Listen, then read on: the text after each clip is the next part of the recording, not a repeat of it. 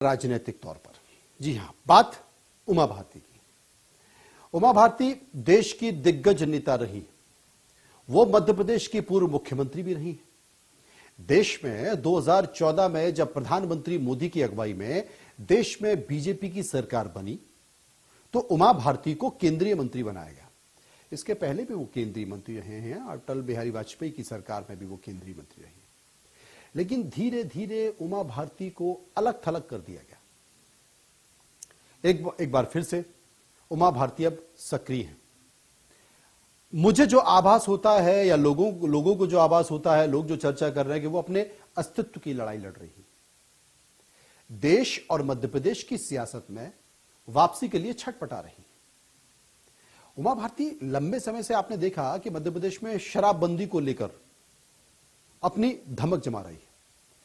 शराब एक ऐसा मुद्दा है जो समाज से जुड़ा हुआ है, हर घर से जुड़ा हुआ है, क्योंकि शराब के कारण बहुत सारे घर तबाह हैं, महिलाएं तबाह हैं, बच्चे तबाह हैं। जो पैसा उनकी शिक्षा पर खर्च हो सकता है, जो पैसा उनके स्वास्थ्य में खर्च हो सकता है, वो शराब में चला जाता है। तो एक सामाजिक संकेत के जरिए उमा भारती आगे बढ़ रही है और अपनी इस मुद्दे के जरिए मौजूदगी का एहसास भी करा रही। उमा भारती कभी नर्म तो कभी गर्म तेवर भी दिखा रही। इतना ही नहीं, शराब की दुकान पर जाकर पत्थर और गोबर फेंकने का काम भी कर रही है, धरना भी दे रही। लेकिन उमा भारती के जो कदम हैं वो 2 कदम आगे बढ़ते हैं तो वो 1 कदम पीछे भी खींच लेती, जो लोगों की समझ से परे है कि भाई उमा जी चाहती क्या है। अब उमा भारती ने एक लंबी छलांग लगा दी है। उमा भारती ने एक ऐसा बयान दे दिया है जो बीजेपी के साथ लकीर खींचने के बराबर है। अब आपको यह बयान सुनना पड़ेगा। जब आप ये बयान सुन लेंगे उसके बाद हम चर्चा करेंगे। इसने आपका अपमान रखा। मैं आऊंगी, मैं अपनी पार्टी के मंच पे आऊंगी, मैं लोगों का वोट मांगूंगी। मैं वोट में कभी नहीं कहती हूँ कि लोधियो तुम भाजपा को वोट करो, नहीं, मैं तो सबको कहती हूँ, तो मैं सबको कहती हूँ कि आप भाजपा को वोट करो, क्योंकि मैं तो अपनी पार्टी की निष्ठावान सिपाही हूँ। लेकिन मैं आपसे थोड़ी अपेक्षा करूंगी कि आप पार्टी के निष्ठावान सिपाही होंगे, नहीं, आपको अपने आसपास के हित देखना है, क्योंकि आप पार्टी के कार्यकर्ता अगर नहीं है और अगर आप पार्टी के वोटर नहीं है तो आपको सारी चीजों को देख करके ही अपने बारे में फैसला करना है। और इसलिए मैं ये मान के चलिए कि प्यार के बंधन में हम बंधे हुए हैं, लेकिन राजनीति के बंधन से मेरी तरफ से तो आप पूरी तरह से आजाद हैं। समझ गए आप? मैं पार्टी की निष्ठावान कार्यकर्ता हूं, आप थोड़ी पार्टी के निष्ठावान कार्यकर्ता है। और मैं ये भी आपसे नहीं कहूंगी कि आप बीजेपी को वोट करो, ये आपकी चेतना है। अगर आपको पार्टी अच्छी लगती है, आपको लगता है कि पार्टी अच्छा कर रही तो आप वोट दो, मैं आपसे जबरदस्ती नहीं करूंगी। उमा भारती कहां थी? उमा भारती अपने समाज के युवक युवती परिचय सम्मेलन में मौजूद थी। वहां पर लोध जाति के कई लोग बैठे हुए थे और वो संकेत दे रहे थे। संकेत आपने समझ लिया कि मैं पार्टी की निष्ठावान कार्यकर्ता हूं। मैं जिसका जिक्र कर रहा हूं ना कि उमा जी 2 कदम आगे अगर बढ़ा रही हैं तो 1 कदम पीछे भी खींच रही। असल में वो ये सोच रही, क्योंकि जब डोर खिंचती है ना ज्यादा तो वो टूट जाती है, और जब वो टूट जाती है तो उसमें गठान आ जाती है। उमा जी और पार्टी के बीच की जो डोर है उसमें एक गठान नहीं है, उसमें कई गठाने हैं। गठान एक उस समय थी जब उन्होंने अडवाणी जी को उंगली दिखा दी थी। गठान एक उस समय भी हुई जब उन्हें मुख्यमंत्री नहीं बनाया गया तो उन्होंने लकीर खींच दी थी, मध्य प्रदेश में विरोध कर दिया था, अपने उम्मीदवारों को खड़ा कर दिया था और खड़ा करके चुनाव में भी चली गई थी। करीब 5-6 विधायक उनके जीते थे, बाद में सारे भाग गए। और गठान उस समय भी थी 2014 में, जब लगातार नरेंद्र मोदी के खिलाफ उन्होंने जो बयानबाजी की, बावजूद इसके पार्टी ने उनको टिकट दिया, वो जीत कर आई, जीत कर आकर फिर वो नरेंद्र मोदी ने उनको मंत्री बना दिया। लेकिन सरकार और संगठन के बीच कुछ घटा, सरकार और नरेंद्र मोदी के पास कुछ ऐसी बातें पहुंची जिसके कारण फिर से उमा भारती को किनारे खड़ा कर दिया। लेकिन अब उमा जी अपने राजनीतिक जीवन के अंतिम पड़ाव पर है और सच्चाई यह है कि हर व्यक्ति का एक सम्मान होता है, उसका एक आत्मसम्मान होता है, और उमा भारती अपने जीवन में अपने आत्मसम्मान के अंतिम पड़ाव पर है। क्योंकि देखिए, केंद्र में उनकी पूछ पाछ नहीं हो रही है, प्रदेश में उनकी पूछ परख नहीं हो रही है तो वो राजनेता।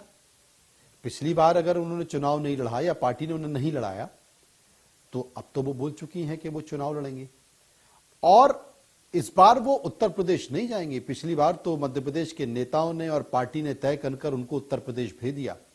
इस बार वो मध्य प्रदेश छोड़कर नहीं जाएंगी और मध्य प्रदेश की ही किसी लोकसभा सीट से चुनाव लड़ेंगी, इतना तय है। संकेत कुछ वो ऐसे ही दे रही है। अब अपने समाज के कार्यक्रम में उन्होंने ये बात क्यों कही, मैं आपको बताता हूं। असल में भारतीय राजनीति में जाति व्यवस्था एक कड़वी सच्चाई है जिसे आप नकार नहीं सकते। और उमा भारती को पार्टी भले ही कितना भी किनारा लगा दे, वो लोधी समाज में उमा भारती की आज भी पकड़ है। इसलिए उमा भारती ने ये बयान दिया है। असल में सबको पता है कि सत्ता में बीजेपी सरकार 18 साल से ज्यादा है। अभी जब चुनाव होगा तो 18 साल से ज्यादा हो जाएंगे और इस बार के हालात उतने सामान्य नहीं है। यही कारण है कि मध्य प्रदेश में संघ से बीजेपी की राष्ट्रीय कार्यकारिणी तक लगातार बैठकें हो रही हैं। भोपाल से लेकर दिल्ली में लगातार राष्ट्रीय कार्यकारिणी के तमाम बड़े नेता वहां पर पहुंच रहे हैं। मंथन हो रहा है, चिंतन हो रहा है कि क्या किया जाए, और इन बैठकों में हर वर्ग को साधने की रणनीति भी बनाई जा रही है। उमा जी इन परिस्थितियों को बखूबी समझ रही, यानी कि बीजेपी के रणनीतिकार जिस सरकार की एंटी इनकम्बेंसी के रायते को समेटने की कोशिश कर रहे हैं, उमा जी उसे फैलाने पर आमदा है कि देखो भैया, अगर हम नहीं तो तुम भी नहीं। हालांकि दिल्ली वाले ये जानते थे, इसलिए बड़ी चतुराई के साथ उमा भारती को किनारे किया और लोधी समाज के एक बड़े नेता और कभी उमा भारती के बहुत करीब रहे प्रहलाद पटेल को केंद्रीय मंत्रिमंडल में ले लिया। मतलब जब मंत्रिमंडल विस्तार हुआ तो उमा जी अलग और प्रहलाद पटेल इन। बीजेपी हमेशा उमा भारती के विकल्प के तौर पर प्रहलाद पटेल को सामने रखती रही और उमा भारती भी इन सब बातों को बहुत अच्छी तरह जानती है। लेकिन इन सब के बावजूद भी कोई सकारात्मक संकेत उमा जी को अब तक ना दिल्ली से मिल रहा है ना मध्य प्रदेश से मिल रहा है। लिहाजा वो बीजेपी के सामने लकीर खींचती हुई दिखाई दे रही हैं, और इस लकीर को खींचती अगर वो दिखाई दे रही हैं तो वो ये लकीर क्यों खींच रही हैं, उसके मायने समझ लीजिए। दरअसल मध्य प्रदेश में करीब 9% के आसपास लोधी समाज का वोट बैंक है। करीब 50 विधानसभाओं की सीट है प्रदेश की, जिसमें ज्यादातर सीटें बुंदेलखंड इलाके में आती हैं, जहां इस जाति के मतदाता हार जीत तय करते हैं। बुंदेलखंड के बाद ग्वालियर चंबल इलाके में भी ये समाज सियासत तय करने की स्थिति में होता है। लोकसभा सीटों की अगर बात करें तो 29 में से 13 लोकसभा सीटों पर लोधी मतदाता मजबूत स्थिति में हैं, जिनमें बालाघाट, सागर, खजुराहो, दमोह, विदिशा और होशंगाबाद प्रमुख हैं। हालांकि उमा जी पार्टी से पहले भी बगावत कर चुकी हैं और मध्य प्रदेश का मजबूत बीजेपी संगठन उनकी धारदार इमेज को एक बार कुंद कर चुका है। लेकिन वो दौर अलग था, ये दौर अलग है। उस दौर की तरह अब उस तरह के नेता नहीं हैं। इस दौर में अब उस तरह के नेता नहीं हैं। सरकार की एंटी इनकम्बेंसी ज्यादा है। प्रदेश के जो मुखिया हैं, ज्यादातर विधायक, कार्यकर्ता और सांसद उन पर बहुत भरोसा कर नहीं रहे हैं।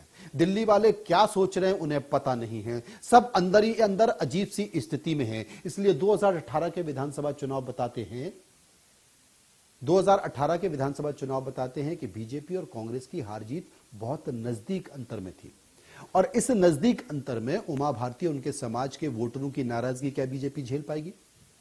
क्या वो ये रिस्क ले पाएगी? क्या वो उमा भारती को मनाएंगे?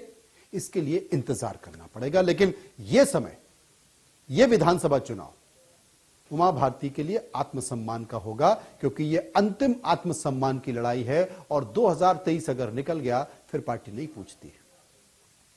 खैर, इंतजार करेंगे कि उमा जी क्या निर्णय लेती हैं और संगठन क्या निर्णय लेता है और पार्टी क्या फैसला करती है।